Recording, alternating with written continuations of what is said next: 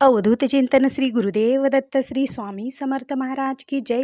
श्री स्वामी समर्थ. सर्व ताई आणि दादांना तुमचं सर्वांचं स्वामी समर्थ माझ्या या चॅनलमध्ये स्वागत आहे. आजचा दिवस स्वामी महाराजांच्या कृपेने तुमचा सुखाचा आणि आनंदाचा जावो ही स्वामीचरणी प्रार्थना करून आजच्या नवीन व्हिडिओला नवीन सेवेला सुरुवात करूया. तर बघा, अधिक महिना, पूर्ण महिना म्हणजे अधिक महिना हा चालू आहे आणि आता लवकरच उद्या अधिक महिना हा संपणार आहे. मग अधिक महिन्यामध्ये खूप साऱ्या आपण सेवा केलेल्या आहेत, व्रतवैकल्य केलेले आहेत. मग त्याची सांगता, त्याचं उद्यापन पण बऱ्याच जणांचं उद्या आहे. आणि त्याचबरोबर उद्यापन म्हणजे ज्या काही सेवा तुम्ही केलेल्या आहेत त्या सेवेचं उद्यापन तुम्ही दानधर्मसुद्धा करू शकतात. काहीही जे काही तुम्हाला शक्य येईल ते तुम्ही दानधर्म, वस्त्रदान म्हणा, अन्नदान म्हणून काहीही करू शकतात. पण त्याचबरोबर आता उद्या आहे अमावास्या आणि हे अमावास्या म्हणजे सोमवती अमावास्या आलेली आहे. मग अधिक महिना आणि सोमवती अमावास्या हा एक दुग्ध शर्करा योगच म्हणा. कारण खूप म्हणजे खूप छान अशी या महिन्यामध्ये या अमावास्याला आपल्याकडून सेवा होणार आहेत आणि आपण या सेवा करायच्या सुद्धा आहेत आवर्जून.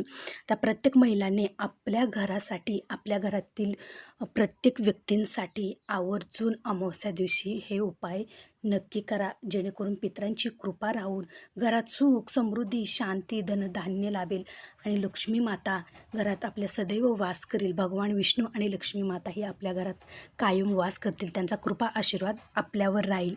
आता आपण बरेचशा या अधिक महिन्यामध्ये खूप साऱ्या सेवा केलेल्या आहेत. काही ताईंना सेवा करणं शक्य झाल्या असेल, काहींना शक्य झाल्या नसेल, तर त्यांनीसुद्धा अमावास्या दिवशी या सेवा, या उपाय आवर्जून करायच्या आहेत. आता बघा, अमावास्या ही 14 जून दुपारी 12:20 सुरू झालेली आहे. तर उद्या 15 जूनला 8:24 ही अमावास्या संपणार आहे.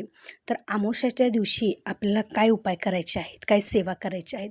तर सगळ्यात आधी अमावास्या म्हणलं की आपण घरातील सगळी काही साफसफाई, जाळ्या जळमटं सगळी काही काढून घ्यायची आहे. अमावास्याला आपलं घर स्वच्छ करायचं आहे. त्याचबरोबर पाण्यामध्ये थोडंसं हळद आणि थोडंसं मीठ टाकून आपले घर पूर्ण, गोमूत्र टाकून आपलं घर पूर्ण स्वच्छ पुसून घ्यायचं आहे. म्हणजे फरशी पूर्ण पुसून घ्यायची आहे. त्याचबरोबर उंबरठ्याला आपल्याला हळदीचं लेपनसुद्धा करायचं आहे, जेणेकरून लक्ष्मी माता ही आपल्या घरात कायम टिकून राहते. त्याच्यामुळे हळदीला उंबरठ्याचं लेपनसुद्धा आवर्जून करायचं आहे.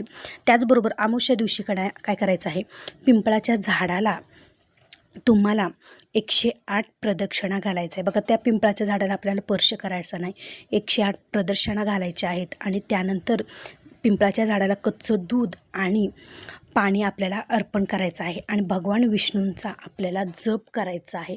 तुम्ही कोणत्याही देवाचा जप करू शकतात. अशा प्रकारे जप करत करत तुम्हाला पिंपळाच्या झाडाला अशा प्रदक्षिणा घालायच्या आहेत. त्याचबरोबर घरातली देवघरातील आपली सगळी देवं आपल्याला स्वच्छ करायची आहेत. त्यांना दह्या दुधाने अभिषेकसुद्धा घालून तुम्ही घेऊ शकतात.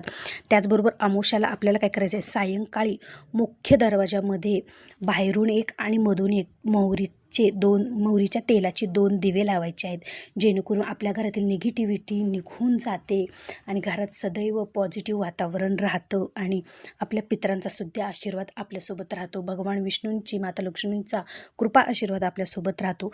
त्याचबरोबर सायंकाळी घरात कापूर लावून घरामध्ये प्रत्येक कानाकोपऱ्यामध्ये कापूर, तुम्हाला घरात कर्पूर होम करायचा आहे. घरात सगळीकडे कापराचा धूर पसरवायचा आहे.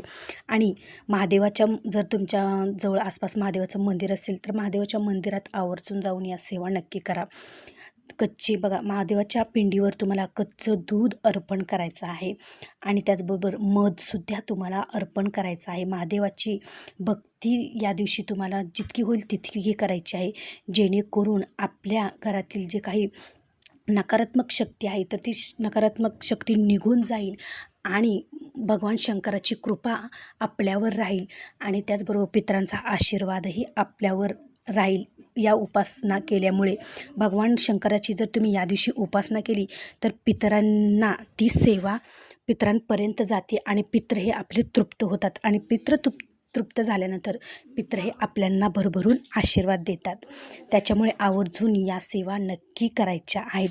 त्याचबरोबर महादेवाच्या पिंडीवर तुम्हाला कच्च्या दुधाचा सुद्धा अभिषेक करायचा आहे. बघा, शक्य झालं तर आवर्जून कच्च्या दुधाने महादेवाच्या पिंडीवर अभिषेक या दिवशी नक्की करा. तुळशीला प्रदक्षिणासुद्धा तुम्ही या दिवशी मारू शकतात. बघा, जितक्या होईल तितक्या तुम्ही तुळशीला प्रदक्षिणा मारायच्या आहेत. आणि तुळशीला प्रदक्षिणा ज्यावेळेस तुम्ही मारणार म्हणजे घालणार आहात त्यावेळेस तुम्हाला ओम नमो भगवते वासुदेवाय नमः, ओम नमो भगवते वासुदेवाय नमः हा मंत्र जप म्हणत म्हणत तुम्हाला तुळशीला प्रदक्षिणा घालायच्या आहेत. या लहान सहान सेवा करायच्या आहेत. त्याचबरोबर सोमवती अमावस्या म्हणल्यास पितरांची सुद्धा सेवा आपल्याला या दिवशी करायची आहे. पितरांच्या स्मरणार्थ जी काही तुम्हाला सेवा होती ती सेवा करायची आहे. तुम्हाला सगळ्यात आधी काय करायचं आहे, आंघोळ झाल्या आपल्याला सगळ्यात आधी सूर्यदेवाला अर्घ्य द्यायचं आहे. म्हणजे सूर्यदेवाला जल अर्पण करायचं आहे. ओम गृहिणी सूर्यदेवाय नमः, ओम गृहिणी सूर्यदेवाय नमः असं म्हणत सूर्यदेवाला जल अर्पण करायचं आहे. जल अर्पण केल्यानंतर तुम्हाला पितरांची सुद्धा सेवा करायची आहे. मग पितरांच्या स्मरणार्थ ज्या काही आपल्या नित्यसेवेमध्ये सेवा आहेत त्या सेवा तुम्ही करायच्या आहेत. आणि अशा प्रकारे तुम्हाला या सेवा सांगितलेल्या या दिवशी करायच्या आहेत.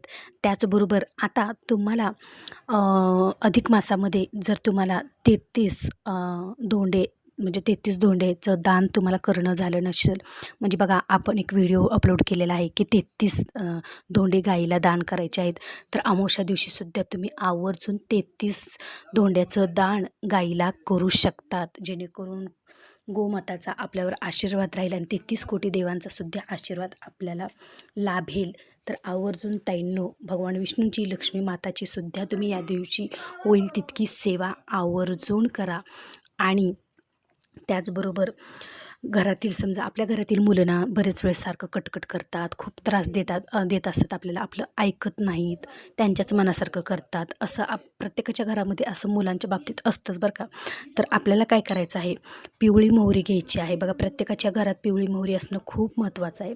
पिवळी मोहरी घ्यायची आहे आणि ती मुलांवरून 7 वेळेस उतरवायची आहे. श्री स्वामी समर्थ, श्री स्वामी समर्थ, श्री स्वामी समर्थ असं म्हणून मुलांवरून 7 वेळेस ती मोहरी तुम्हाला उतरवायची आहे आणि वाहत्या पाण्यात टाकून द्यायची आहे. जेणेकरून आपली मुलं ही चिडचिडपणा, हट्टीपणा त्यांच्यातला कमी होऊन जाईल. हा सुद्धा उपाय तुम्ही करायचे आहेत. त्याचबरोबर तुम्ही अमावस्या दिवशी तुमच्या घरावर नजरबाधा होऊ नये, बाहेरील बाधा होऊ नये किंवा नकारात्मकता घरामधील निघून जावी यासाठी सुद्धा तुम्ही घरावरून एक नारळ आणि त्याच्यावर कापराची ओढी लावून सुद्धा तुम्ही नारळ 7 वेळेस घरावरून उतरून तो नारळ फेकून देऊ शकतात. श्री स्वामी समर्थ, श्री स्वामी समर्थ या मंत्राचा जप करून सुद्धा तुम्ही तो नारळ घरावरून सगळ्या घरात फिरवून तो नारळ बाहेर फेकून देऊ शकतात मोकळ्या जागेमध्ये. अशा प्रकारे जर केले तर घरातील निगेटिव्हिटी, नकारात्मकता सगळी काही निघून जाईल आणि पितरांचा कृपाआशीर्वाद आपल्यावर अखंड राहील आणि भगवान विष्णूंची आणि माता लक्ष्मींचा सुद्धा कृपाआशीर्वाद आपल्यावर अखंड राहील. तर आवर्जून अमावस्या दिवशी हा उपाय करायला विसरू नका. तर चला, तर मग आजचा व्हिडिओ तुम्हाला कसा वाटला नक्की कमेंटमध्ये सांगा. भेटू पुन्हाच अशा एका नवीन व्हिडिओसोबत, नवीन सेवेसोबत. तोपर्यंत माझ्या सर्व ताई आणि दादांना श्री स्वामी समर्थ.